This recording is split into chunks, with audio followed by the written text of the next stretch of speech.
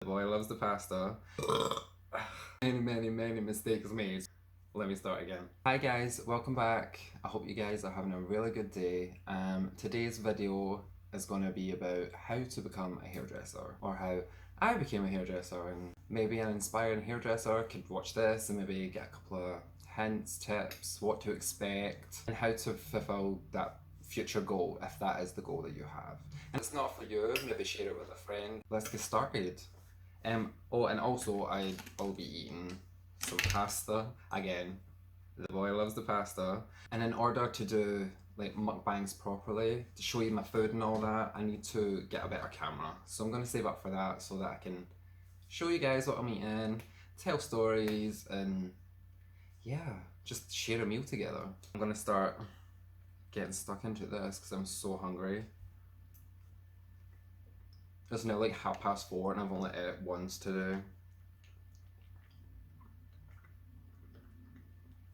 And that was like breakfast time.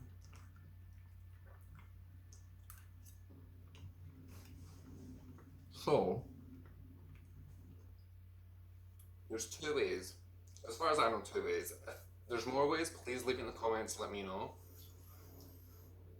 But in order to become a hairdresser, you either have to start as an intern or an apprentice at a salon, and that's where you shadow stylists, you help them, you clean bowls, you get tea, you get coffee, and just build your way up. If that is what the salon is looking for. Some people, it usually is just, they use the term Saturday, like boy or girl. So that means that they basically just clean up and make sure that the salon is maintained. Whereas an apprentice, they do all of that as well, but they also learn on the job. So they learn the toners and cuts and all that whilst they're working. So it is kind of a good way to do it. And I honestly wish I had the opportunity to do both throughout my hairdressing education, but my option was I went to college to do it, and I have to tell you, it's probably the best. Not probably. It is the best decision I ever made. It helped me overcome so much things in my life. I was really unwell, and I was in a pit of depression and anxiety, and I just felt like the world was against me. Going to college really gave me a purpose. It helped me get up in the morning, and it just opened my world up to what is really out there, and it's not just my four walls, because that is basically what my world was, because I was in the house for so long. But yeah, I've done hairdressing for 3 years. Your first year, you learn like basic cuts and basic tints and colours. So it's just to get your feet in the pool, as they say, or the feet in the pond. Give you a taste of what it's like. So you get taught all the basic cutting categories. So the basic cutting categories, if you know them, then you technically should be able to do any cut. Don't get me wrong, you do have to practice. You have to practice. And you get, the college I was at, you got mannequin heads to practice on. So you'd practice on them for a while, and then you get like clients. What they do in the college I was at, they have it open like a regular salon. So you'll have your practical work. So you'll start practicing on your doll's head. And don't get me wrong, there was many mistakes made, so it's lucky that you get them. But after that, your lecturer will see like if you're comfortable, if you're getting better, and if they see that there's a standard that they can allow you to now work on live models, they'll get clients in, and those clients are coming from the public and paying like a fraction of the cost to get their hair done in the college salon, which in turn I think is a really good idea. It helps the community for people that don't really have the financial ability to go to a salon, because we do know it is quite expensive to get your hair done. You get their hair done for a lot less, and if a student happens to mess it up a little, the lecturer will step in and fix it for them. So it's like a win-win. So when you're a student, you need to do assessments, and you can't do your assessments on mannequin heads because it's just generic, like they're all the same. Whereas humans have like different hair growth patterns, different skull shapes, all of that. So it is better to do your assessments on live people. So when you're doing your cuts on live people, you get more of an understanding of how live hair works, because at the end of the day, hair on a doll's head isn't really, it's not alive anymore, and hair is very different. So the ones on dolls' heads are usually bleached and they're coloured. With live clients, their hair is all sorts. It's bleached, it's coloured dark, it's grey, it's all of the above, and it gives you more of a broad spectrum to work with, basically. And I remember the first time I done my first live model, I'm not gonna lie, it was terrifying. Like, it was so scary because someone's trusting you with their hair.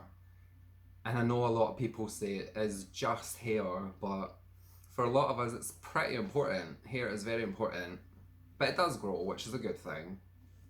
But you know yourself, you get a good haircut, you feel $1,000,000. You get a bad haircut, you feel awful. And that's one thing that my lecturer tried to instill on us, is that just do your best. Hopefully you get an understanding client. But if you do your best and you know it's your best that you're doing, you're more likely to get that client to come back, obviously, because that client's going to be happy with the work that you've done. You're going to be satisfied that you've carried out the job properly. Yeah, your first year, you're learning basic cuts, you're doing tints as well, and the way it works with your colour in college is take foils, for example, like highlight foils. You probably see, when you look in a salon, you see this one with all this foil in their hair, you're like, what the hell? They're getting their hair lightened or darkened, but it's highlights or lowlights. So what happens there is you paint it on close enough to the root as possible, and then your lecturer comes and looks at every single foil. She'll take them apart and she'll look to see if it's close enough, you've got enough product on, and it is nerve-wracking. It's a scary, scary thing when you've spent a couple hours putting foils in and then your lecturer's coming to inspect your work. It is very, very daunting. But for myself, I feel like that is a better way of teaching, because every foil gets scrutinised to see if it's good enough. And I think that makes college students, and I'm not going to say all college students, because I know some people just got college to keep mum and dad happy and they're not really interested in what they're doing. But people that are really interested in it and they have done college, I think that's what makes us perfectionists, because we have been taught to look at every tiny minor detail. It's nerve-wracking, it's so scary, especially when you have a live client and your lecturer's coming over to have a look at your work.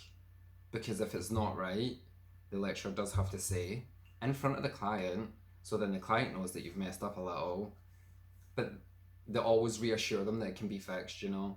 And a lot of the clients, I was very, very lucky. All my clients were really lovely and they were so nice, and I honestly couldn't have passed my assessments without people going into the college to get their hair done. But yeah, so the lecturer says it in front of the client, and that is the scariest thing, because then they know you've messed up a little bit, like messed up their hair, and sometimes they can take it quite hard. I've seen a couple of instances where people have lost their shit, like they were not happy, but at the end of the day, they need to remember they are coming in to a college with students that are practicing and they're learning, and they're not professionals yet, and they expect a professional standard, even though they know they're not paying the price of a professional standard. Now, don't get me wrong, a lot of the students were up to a level where it did look professional. Yes, some of them really lose their shit. So I was very lucky, like I say. I never had that experience, but a lot of them did. Um, and then when it comes to getting the haircuts assessed as well, so when you're cutting hair, you're pulling it out at a certain angle that it has to be at to achieve that cut. And you get taught, like I said, the basic cuts. So you have to perform these on people, and then the lecturer will come over and pull that hair to every single angle. And if there's little bits like little flyaway hairs or anything like that, they'll point them out to you and they'll say, well, there's these little bits of hair, or there's a bald patch on this woman's head that wasn't there before she came in, you know? So it's really good. And like I said, it does make for a perfectionist. Throughout college, you have to do a lot of paperwork. You need to learn about the anatomy, you need to learn about the layers of the skin, you need to learn about nerve endings, you need to learn about circulation, the lymphatic system, the diameter of the hair, the anatomy of the hair textures, contraindications, illnesses. You have to learn about the chemicals that are in the colours. You have to learn so much. So you're partly doing chemistry and doing biology when you want to become a hairdresser. And a lot of people usually just say, oh, they're just a hairdresser. And I really don't like that term because it's not just a hairdresser. If you work your ass off and develop your skills, especially when it comes to having to do all the theory work, it's intense and it's hard work, but it does pay off. It really pays off.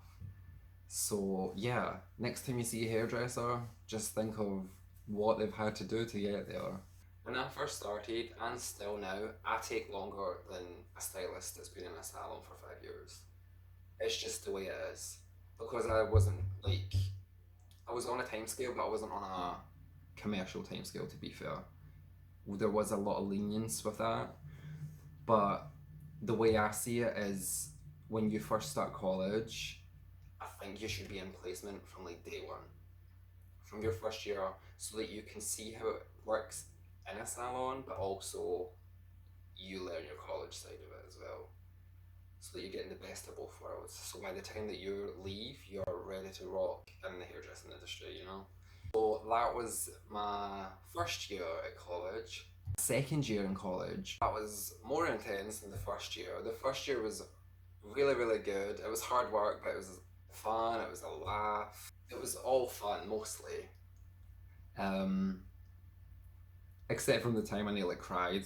My mum had came in to be my client and I messed up her hair, and then I had to redo it in front of the whole class was watching because I was the only one left doing my client, and it was quite nerve-wracking. But I got it done, and that was the closest I came to crying in college over hairdressing.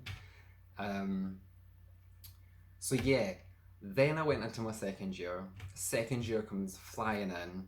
Came back for summer, ready to go, and then we get we get hit with all the modules and all the clients that we had to do, and all the more in-depth colour theory work, and it was mind-blowing, like how they expected us to know all this. Always forget I mean. Well, this is chicken and bacon pasta.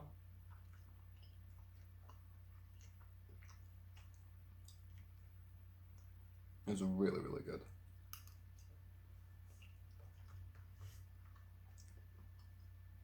And again, I'm sorry that you can't see it. It's just my camera is a pain in the butt. I have some more apple juice.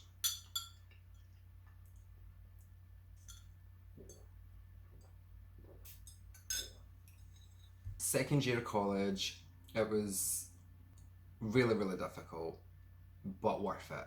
We, like I said, we went into more depth of the colour wheel, the underlying pigment, the lightning curve and all that, and as you get into the industry, you'll learn all of that. There is one thing, like you need to always know this. Every hairstylist's best, sorry, I messed that up. Let me start again. Every, Every hairstylist's best friend should be their color wheel. You know your color wheel, you will be incredible at colors. Definitely. It's all about your color wheel. So yeah, we got to play with that a lot. We got a lot of case studies, which is basically, they give you a, for instance, someone comes in, they have black roots, bleached mids, and red ends. How do you achieve an all over colour that's the same, seamless blend? And it's pretty daunting at first, it really is. Pardon me.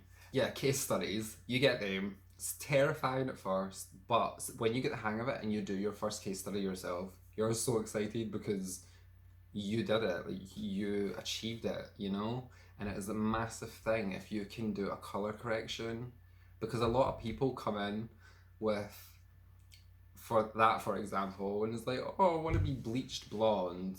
How much is that going to cost? £30, £60? And you're like, well, no, because it's a color correction, and the amount of bleach I'm going to have to use, or the amount of color I'm going to have to use to get it all over like the same color, is going to cost a lot of money. Yeah, when you do your case studies, that's the one thing that I'd say like hone in on, because if you can do case studies, you're going to be shit hot at hairdressing, like really, really good. First year is your basics, basically. Second year is more creative. They want you to find out what kind of stylist you want to be. You want to be a traditional stylist that just does perm sets or just traditional cuts, shoulder length, or do you want to be creative? You want to do the disconnected cuts, you want to do the abstract cuts like Vidal Sassoon. I forgot his name now. R.I.P. I'm sorry. So yeah, it is about finding your own way of hairdressing, the way you want to be as a hairdresser, how you want to just be in the industry, what kind of vibe you're giving off, what stylist you want to be. And in that aspect, level 2 or year 2 was so much better, because you do get so much more creativity. You get to do like themed looks. So we done a in-house competition, and it was you could choose any theme that you wanted, and so I done like the Rock Baby vintage material rolls, yeah. So I did that for my look. I never won, but do you know what? I took part, and I know people say it's not about the win, it's about the taking part, and we all want to win. I know that much, but I wasn't that miffed that I never won, because I was happy with the look. There's always more stuff that I could do better, but the initial look was pretty cool. Also, we were lucky enough, my first year as well, I got to do this, which was unreal. I've never heard of something like this before. But the college I was at give you the opportunity to go work abroad for 2 weeks. And I gladly took that opportunity. And going from, before I started college, I was so shy, I was introverted, I was socially anxious, I didn't like crowds, I didn't like talking in front of people. I just felt awkward all the time. I felt like I never ever fit in. I got a lot worse when I got sick, and when I healed from that, I always promised myself that I would take every opportunity that I got. So that's exactly what I done, and I went for it, and I was lucky enough to get a place in Portugal to work in a salon for 2 weeks, which changed my life forever, just as college did. It completely changed my life, and it was, like I said, the best decision. Oh my god, best decision I ever made. But Portugal was stunning. We went to a little coastal town called Espacende, and the people were just so lovely. The weather was beautiful. The people were beautiful, and to see the way they do hairdressing compared to the UK is like worlds apart. Bearing in mind, health and safety is not so much an issue there, so you don't have that much in the way of damage control or like just health and safety standards. But the way they work is insane. The way they wash hair was one of the things that I noticed the most. Like they really get in there. Like I thought people were gonna be leaving in stretchers. Like little old ladies, their heads back in the back basin and they're just rocking right in there, like they're getting right in there. And I'm like, oh my god, she's like 19, you're gonna snap her fucking head off. But it was amazing. And I met incredible people I'm still friends with. I keep in touch with them. After I came back to Portugal the first time, went on holiday back to the same place. When I was on holiday, I went back to the salon I was doing my placement in and surprised everyone that worked there. And it was such an amazing feeling. I still remember it. I was so shaky because I'd never done anything like that before. And I was like, what if they don't like me? Like, what if they were just pretending? Because when we were there, the salon that I was in, and I was also in with a girl from my class, which that trip made us get a lot closer. But the salon we were in, the person who owned the salon didn't speak a lick of English, and we didn't really speak Portuguese. Like we could say like thank you and all that, but that's about it. So we solely relied on Google Translate. So we kind of thought they liked us, but you know, you never know. You never know like the slang words in their language or if they're being sarcastic or anything like that. Because if you don't speak the language, you can't pick up on those little things. Um, but yeah, I went back and I surprised them, and they all seemed so happy. Which I'm glad because they could have been like, oh god, here he comes again. Close the blinds, pretend we're not in. But yeah, it was incredible. They were over the moon, and the owner actually invited myself and my partner at the time to her house. And oh my god, this house was beautiful. She had a beautiful pool. She had like floating staircases. She had a little like a bit of the wall that you push and then the door moved, and behind that was a toilet, like a bottom toilet bathroom area, and the toilet was floating on the wall, and then one wall was just a giant mirror. And I remember saying to her like, your house is so beautiful. And she said to me, well, her daughter, oh I should actually say her daughter speaks really good English because they get taught that. So she said to me through her daughter that I could have all that one day if I just work hard enough. And I was just like, yeah, okay. But then she took me aside with her daughter and really had a heart to heart with me and just told me if I work, because she worked since she was 14. So I honestly do wish I got into the industry a lot younger. But then if I did, I wouldn't have got the opportunities that I've had. So you have to weigh up the pros and cons. But yeah, she had a heart to heart with me and she meant every word, and she worked her ass off since she was 14. And yeah, that's what I aspire to be able to do. I aspire to be able to one day become my own boss and have my own salon and just be successful in this industry. Because like I said before, I never really had a purpose. I didn't feel like, oh, pardon me, I'm so sorry. Yeah, I never thought I had a purpose, and hairdressing gave me that purpose. Definitely. And it's such a good industry to get into. So my third year, I'd say, was my most difficult year, which it should be. The workload is relentless, and it was difficult. It was really difficult. There was times throughout the year, and I'd never really thought it before. Some days when I'm tired, I'm just like, is this really what I want to do? But there were actual days and weeks that I was like, I don't think I can keep doing this. It's so hard. It's so difficult.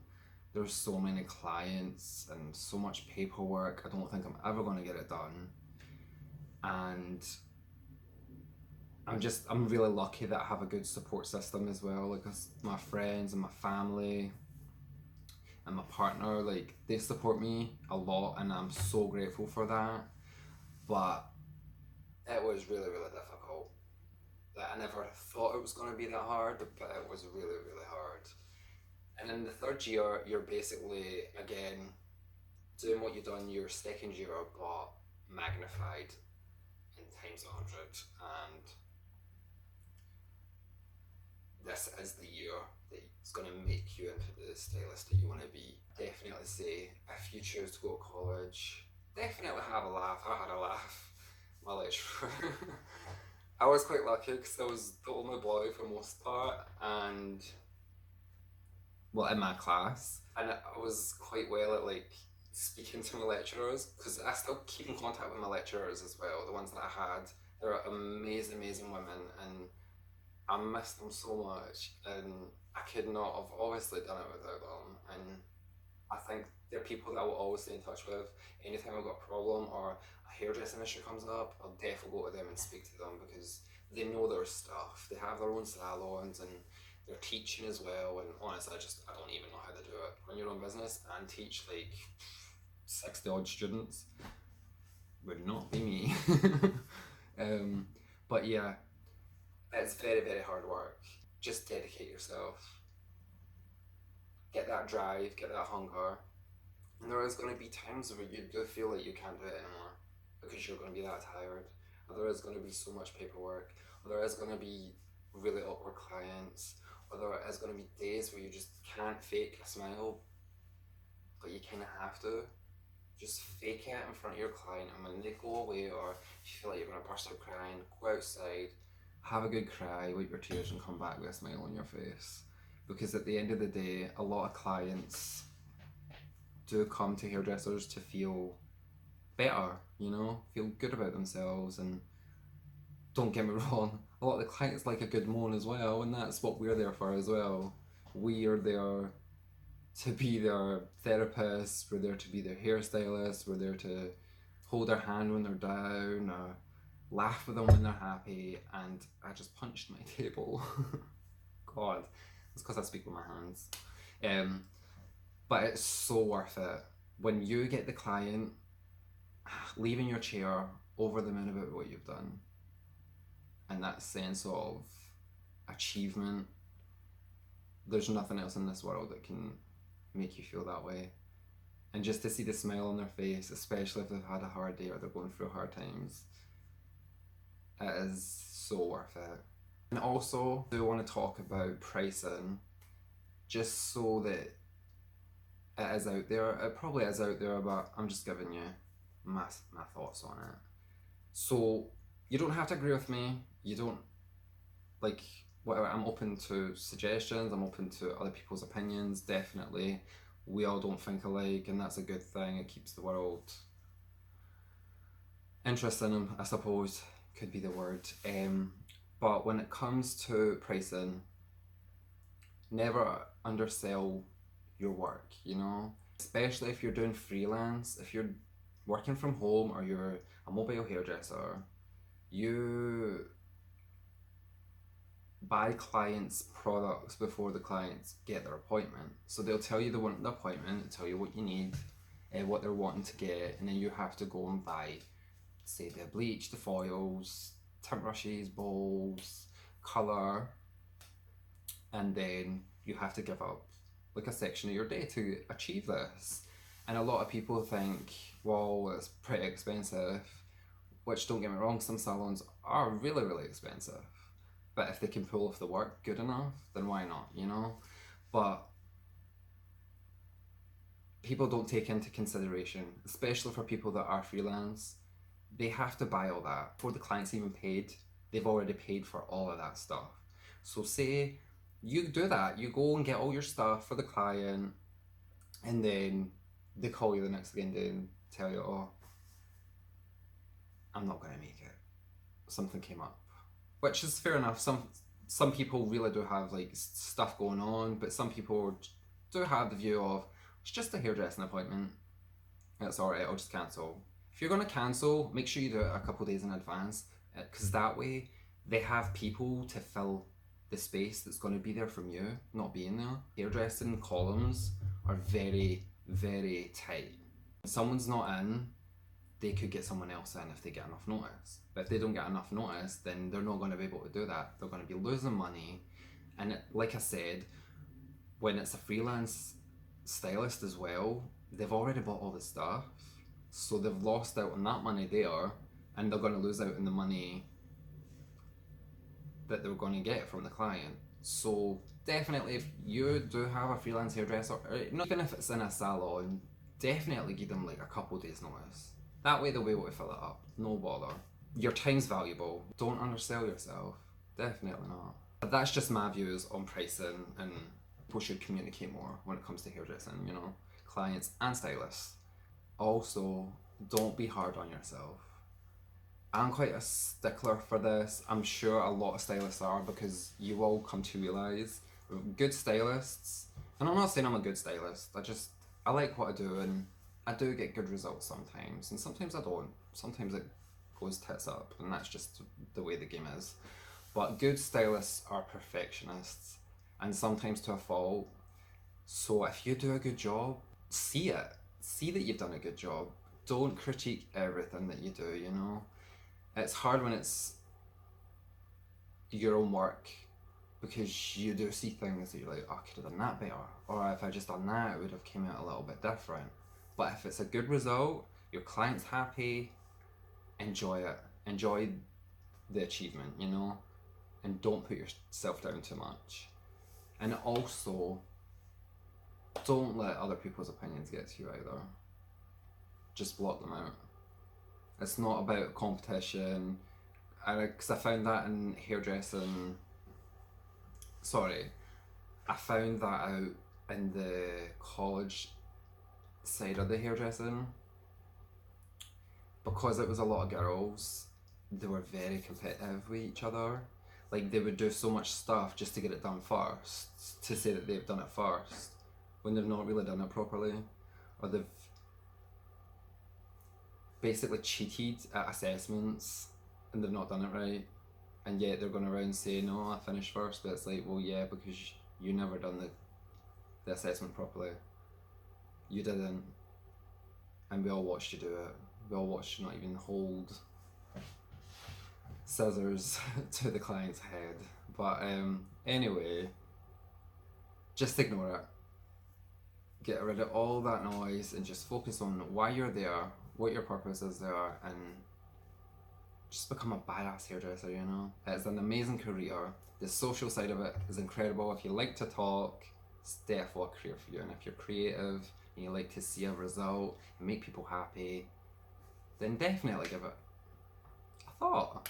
And like I said, if this video gave you inspiration or any help, or you think someone might like to see this video who's wanting to become a hairstylist, then share it with them. But I want to thank you guys for watching, and I never really ate much. Do you know what it is? It's because I speak so much, I forget to eat. Thank you so much for watching. Leave me a little thumbs up, give me a little comment, and subscribe. And also, share the video. And love, you know? But thank you so much, and you guys have a good day. See you next time.